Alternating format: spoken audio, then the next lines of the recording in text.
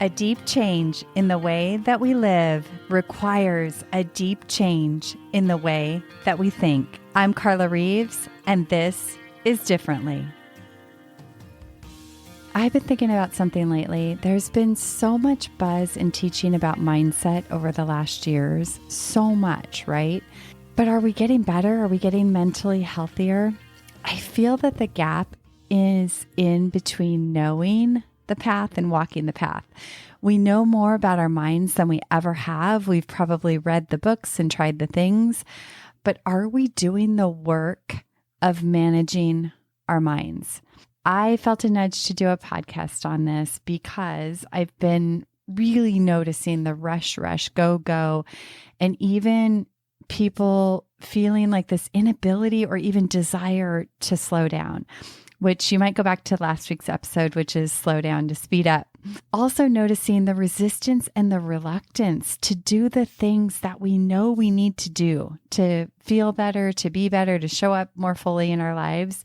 This might be journaling or slowing down to do the important healing work, the inside work. It might mean coaching, whatever that means. Noticing resistance and reluctance around that.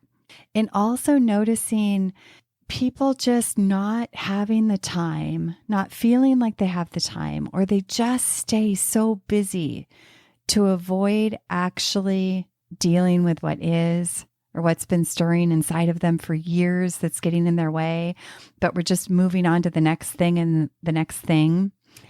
And lastly, and I think most importantly, I've been feeling like there is a fear of experiencing our emotions.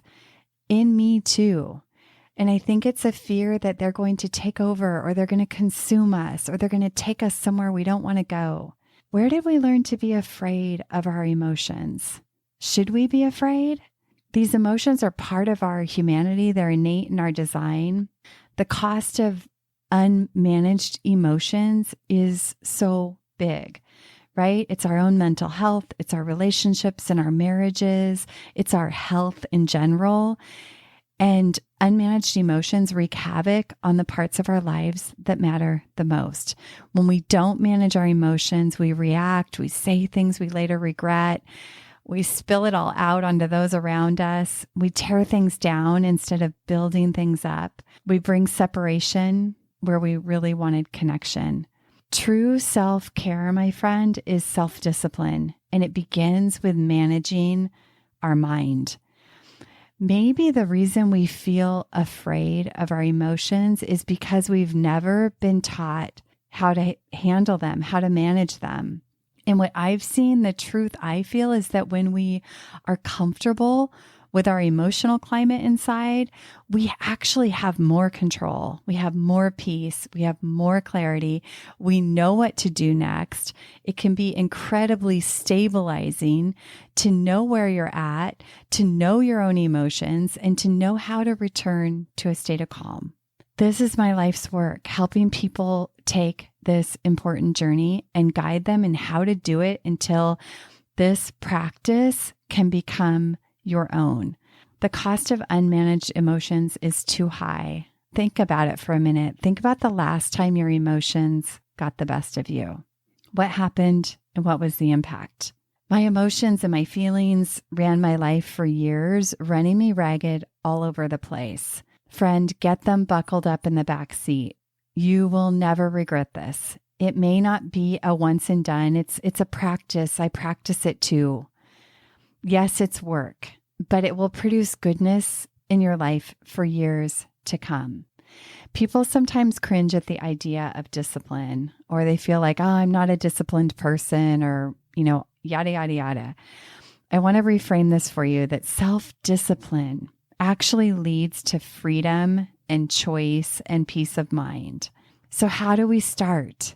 Managing our emotions begins with managing your mind as a practice, your thoughts. And a simple check-in with yourself on a regular basis is a great place to start. And that can begin to shift everything.